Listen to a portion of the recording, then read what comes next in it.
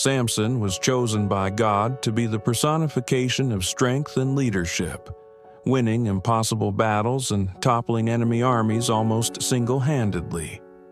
However, his glorious path took a devastating turn when the enigmatic Delilah, with her irresistible beauty and seductive aura, revealed her treacherous side. In a moment of apparent intimacy, while he surrendered himself to the safety of her arms, Delilah cut his locks, the secret of his supernatural strength, and handed him over to his enemies, thus sealing the hero's fate. But what really motivated Delilah? Was it simply greed, fear of the powerful Philistines, or were there even darker forces and intentions behind her choice? In this narrative, we will explore not only the story of a man who, in an instant of weakness, saw his legacy crumble, but also the complex motivations that led to a betrayal that changed the course of Israel's history. In the midst of a dark period for Israel, where the oppression of the Philistines turned villages into scenes of fear and destruction, a man emerged destined to change the game. Samson, the hero with almost superhuman strength, rose as a symbol of hope and resistance, revered by the Israelites and feared by the invaders alike. His trajectory, filled with extraordinary feats, marked an era in which the light of faith and courage was felt, even when darkness seemed to prevail. Even before he saw the light of day, Samson's path was already laid out. At that time, infertility was regarded as a sign of disgrace, and Manoah's family lived under the burden of the pain of not having a child. This scenario of sorrow and helplessness would be transformed by a divine occurrence. While working in the fields, a woman, immersed in her routine, had her life radically changed when a messenger, with a penetrating look and a voice full of authority, appeared to announce surprising news. He brought the promise that, despite her barrenness, she would give birth to a child who would be consecrated to God from the womb. This boy, destined to live under a Nazirite vow, would carry not only extraordinary power but also the sacred mission of liberating his people. From an early age, Samson realized that his life would not be like that of other children. While the others played and had fun without restrictions, he grew up under the watch of special rules that marked his identity and his connection to the divine. His hair, which was never to be cut, symbolized the covenant that guaranteed him a unique strength, a gift granted to face the brutal oppressors. This devotion and responsibility transformed him into more than just a warrior. He became the voice of hope for a subjugated people, charged with challenging tyranny and restoring the dignity of Israel. Bearing the burden of a mission that transcended physical combat, Samson demonstrated that his destiny was intrinsically linked to the divine plan. In every battle, he fought not only against external enemies, but also against the shadows that threatened to extinguish the faith and identity of his people. Thus, Samson's story unfolds as a testament to the transformative power of faith, courage, and the promise of redemption that can arise even in the darkest moments. The Nazirite vow went far beyond a mere rule. It symbolized Samson's intimate connection with the divine. His hair, which was never to be cut, was the emblem of that sacred covenant, each strand representing the total dedication of his life to God. As long as he remained faithful, his divine strength would remain unshakable. However, breaking that alliance would mean losing not only his power, but also the connection to the greater mission entrusted to him. From his youth, Samson stood out impressively. With an imposing stature, arms as strong as tree trunks, and a penetrating gaze, he exuded the presence of an uncommon warrior. But what truly made him a legend was not just his physical strength, but the energy that came directly from God. destined to protect his people and confront the oppressors. On one memorable occasion, the hero found himself alone in the face of an unimaginable challenge. 1,000 Philistines, armed and confident, encircled him in an open field. The ground trembled under the weight of enemy footsteps, and the glare of their weapons reflected the scorching light of the sun. While they felt invincible due to their superior numbers, Samson, driven by unwavering determination, showed no fear. Finding, abandoned on the dry ground, a donkey's jawbone, he grasped it firmly and, without hesitation, charged against the opposing army. The first blow was devastating, disintegrating a soldier's helmet and causing him to fall as if he had no soul.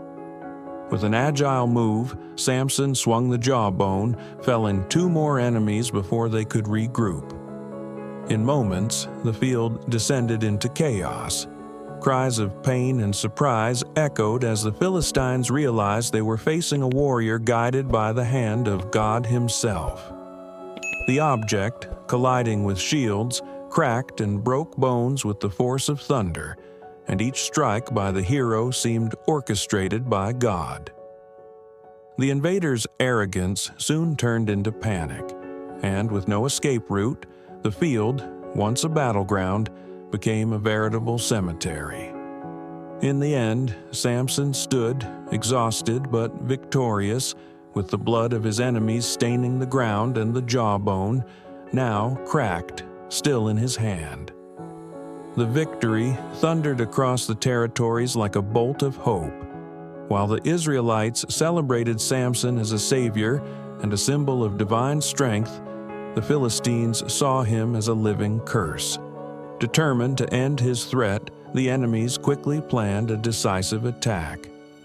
In the darkness of night, Philistine soldiers surrounded an Israelite village, knowing that the hero was resting in one of the houses. With torches lit and swords in hand, the invaders moved silently, ready to surprise and eliminate the man who had defied their rule. "This time, there will be no escape," murmured the commander in a low, determined voice. Raising his hand, he signaled the advance. The soldiers moved with silent steps, ready to break into the house. When they pushed the door, which creaked under pressure, it burst open violently, revealing Samson's imposing figure, illuminated by the torch flames.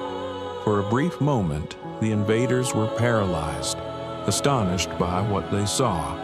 Then, the silence was broken not by the threatening sounds of the Philistines, but by a battle cry from the hero himself, a cry that would echo as a legend among the Israelites and a nightmare for his enemies. Facing the ambush, the soldiers advanced with raised swords and the determination to end the terror that Samson inspired. Yet, the man chosen by God did not hesitate. In a swift and surprising move, he grabbed the first enemy who dared enter the room and hurled him against the others with the ease of someone playing with a light object. That impact opened a breach, but the Philistines, driven by intense hatred, soon surrounded the house, pressing in from all sides like an unrelenting tide. Realizing he was cornered, Samson understood that the true strength of his adversaries did not lie solely in their numbers, but in the fury they harbored against him. And, for a fleeting moment, even he, the chosen one of God, felt the weight of fear. In the midst of chaos, his eyes found an unlikely solution: a sturdy wooden beam forgotten in a corner of the house. With the dexterity acquired in countless battles, Samson lifted it effortlessly, as if it were a simple object, and advanced with it in hand.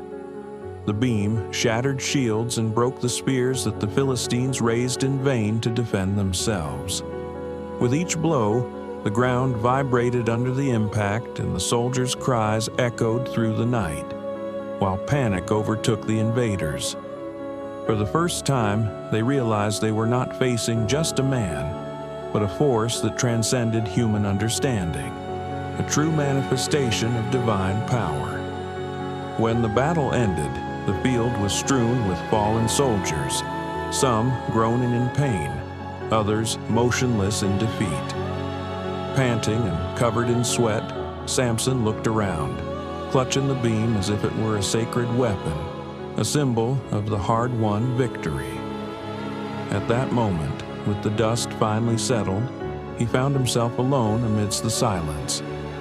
The Israelites celebrated him as a hero, yet few could comprehend the burden and loneliness that came with such power. He was feared by his enemies and revered by his people, but the question remained, who could truly see the man behind the divine strength? Who could understand the sacrifices and internal battles fought by one who carried a destiny greater than himself? In the solitude that enveloped Samson's life, Delilah made her entrance, or, in a way, Samson welcomed her, committing an error that would cost him dearly. Delilah brought with her something unprecedented, her radiant beauty, capable of rivaling the light of the sun itself, and an enigmatic gaze that revealed hidden secrets. That magnetism stirred unexpected feelings even in the man who, with bravery, faced entire armies, making him feel a vulnerability he had never known. But who was this mysterious woman, really? The scriptures provide few details about her origin and intentions, leaving room for interpretations. She might have been driven by ambition, seduced by the promises of silver offered by the Philistine leaders, or perhaps acted under duress, fearing reprisals if she did not comply. To Delilah, Samson was not just an invincible warrior. He was a means to achieve security and power. With singular cunning, she knew how to exploit the emotional weaknesses of the hero, treating him with the tenderness and attention that few showed, without him realizing that such affection concealed a treacherous plan. Initially, Delilah adopted a subtle approach. Without asking direct questions about the secret of his strength, she gradually won Samson's trust, coming closer until his heart was completely open. Then, with seemingly innocent questions, she began to probe. "Samson, you are so strong, but what if one day that strength fades? Is there something that could make you weak?" These words, light at first glance, sparked a momentary suspicion in the hero, who responded with a laugh. "If I were bound with 7 fresh bowstrings, I would lose my strength like any other man." That night, Delilah put her plan into action. Taking advantage of Samson's words, she tied him with fresh bowstrings while he slept and called the Philistines to come closer. However, when he tried to free himself, Samson discovered that the strings fell apart like fragile threads, allowing him to escape easily. The Philistines, frustrated by the failed capture, dispersed, while Delilah, with a subtle smile, concealed the failure of her strategy. "Why did you deceive me, Samson? If you love me, reveal the truth." With these words, Delilah sought answers, not knowing that with each lie uttered, the hero was drawing closer to a deadly trap. In that silent atmosphere, what appeared to be a game of trust concealed a larger conspiracy, whose consequences would threaten not only Samson's life, but the future of the entire nation of Israel. Determined to uncover the secret, Delilah insisted on another night. Pressured by the situation, Samson remarked, "If I am bound with new ropes, ones that have never been used, my strength will fade." Once again, she waited for the hero to sleep to immobilize him with these new ropes and call the Philistines lurking in the shadows. But, as before, Samson freed himself with ease, for the ropes broke like mere fragile threads, leaving the invaders astonished and in panic. Delilah did not need to resort to brute force to bring down the hero. Her weapon was the subtlety of her words and her persistence in touching Samson's heart. Instead of direct confrontations, she relied on a meticulous emotional manipulation, knowing that his true power lay not only in physical strength, but also in his unyielding spirit.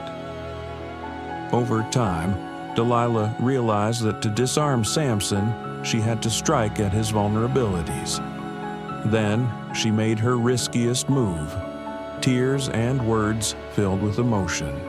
In the midst of a silent night, she confronted him with a tone that mixed pain and accusation.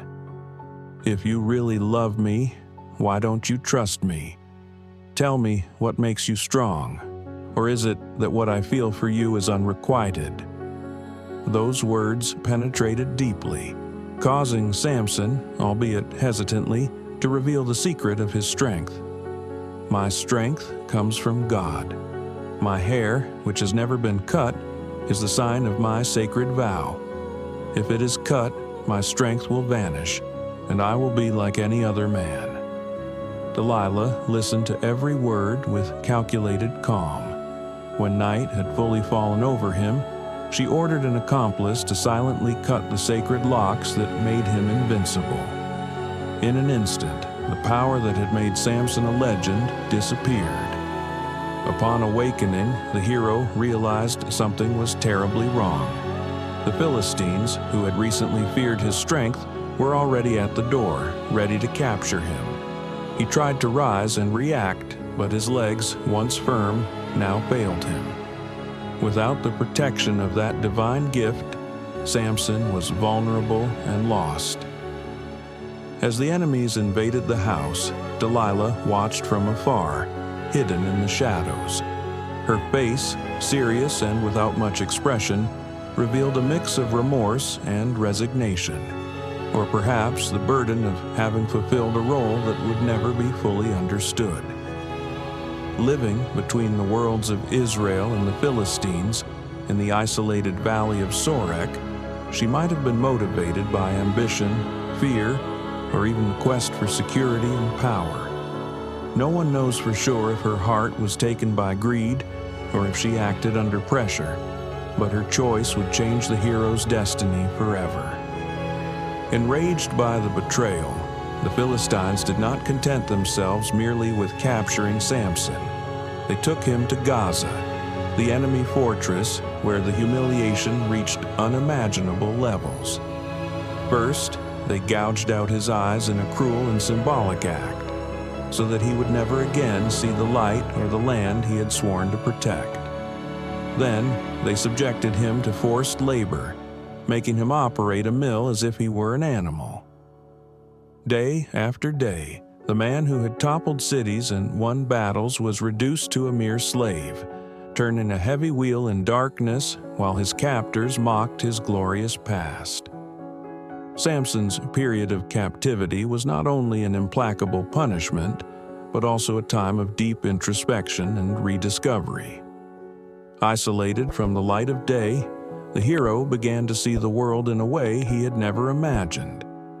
Without the applause and the brilliance of his past victories, he realized that the true source of his power did not reside in his muscles or even in his sacred hair, but in the constant presence of God in his life. While the enemies delighted in his fall, something silent and transformative occurred. The strands of his hair, which once symbolized his divine covenant, began to grow again. Each new strand was like a small spark of hope, renewing his faith and reminding him that, despite his failures, God's work in his life was not yet complete. Even as he toiled wearily at the mill, blind and humiliated, the simple fact of his hair growing back signaled that a rebirth was underway. In that climate of solitude, Samson began to reflect deeply on his existence. For the first time in a long while, he understood that his strength did not belong to him. It was a gift granted by God. Burdened with regret, the hero turned to the Lord, not with pleas for victory or pride, but with a sincere cry for redemption, acknowledging his shortcomings not only before himself, but also before God and his people. As this inner transformation unfolded, the Philistines engaged in a grand celebration in the temple of Dagon, their god. The temple filled with thousands of people, and the atmosphere vibrated with drums, laughter, and applause that mingled triumph with mockery. Amid the festivities, Samson was brought, led by a young servant, to be displayed as a symbol of the enemy's victory. "Bring the hero of Israel," a Philistine leader bellowed, and the crowd erupted in laughter upon seeing the man who had once been invincible. Even though he could not see, Samson walked with a dignity that still made those present tremble. Positioned between the imposing columns of the temple, he ran his fingers along the cold stones, noticing every fissure, a silent reminder of the times of glory and the humiliations that had brought him low. In that moment, he understood that all the bonds, the blindness, the chains, and the scorn no longer mattered. What truly mattered was the divine mission for which he had been chosen. With a heart full of remorse and the flame of faith renewed, Samson raised a prayer that would mark a turning point in his story. Unlike the prayers of old, his cry did not seek selfish glory, but rather mercy and restoration. "Lord Jehovah, remember me. Give me strength just this one time more. If my hair is cut, my strength will vanish and I will be like any other man." This plea, laden with humility and a desire to reconnect with the divine, was a call for that, even in darkness and defeat, God's purpose for his life might be fulfilled. Samson's journey shows us that, even in the darkest moments, there's always an opportunity to be reborn and to rediscover the true source of strength that lies in faith. That night, the man who had once made the Philistines tremble was reduced to a shadow of his former glory. As he tried to rise and fight, Samson felt his legs fail him. Not even the iron chains brought by his enemies were needed to prove that his body no longer responded to the impulses of freedom. The hero of Israel, the symbol of divine protection, lay prostrate, helpless, and vulnerable. Delilah had achieved her goal, but little did she know that her betrayal was the spark for the awakening of a vengeance orchestrated by God himself. In the very moment Samson fell, something profound was awakened within him. Even blind and weakened, an unexpected warmth began to course through his body, as if every muscle, once exhausted, was being filled with an ancient energy he thought was lost forever. Taking a deep breath, he firmly planted his feet on the ground and rested his hands on the columns supporting the temple. With a resounding roar, akin to the rumble of thunder, Samson proclaimed, "I will die with the Philistines." Propelled by this newly discovered strength, he began to push with all his might. The imposing columns initially resisted, but soon small cracks began to form in the stones. The sound of shattering silenced the mockers, and the entire temple started to tremble with astonishing force. In one final, desperate cry, Samson gave his body, his soul, and all his strength, triggering the collapse of the columns and the ceiling, which crumbled into a sea of debris and dust. Panic ensued among the crowd, who screamed without finding refuge as the temple completely collapsed, burying thousands of Philistines, leaders and soldiers beneath the rubble. In the silence that followed the debris, a sacred aura lingered. Samson's sacrifice transcended mere military victory and became an act of redemption. There, in apparent defeat, he did not die as a failure, but as a hero, fulfilling the divine calling that had been entrusted to him from the beginning. In his weakness, he rediscovered his true strength, and his sacrifice remains to this day as a powerful reminder that God can transform our darkest moments into something extraordinary. And what do you think drove Delilah to betray Samson? Was it merely greed, or was there something deeper behind her actions? Share your opinion below, and let's discuss this fascinating enigma.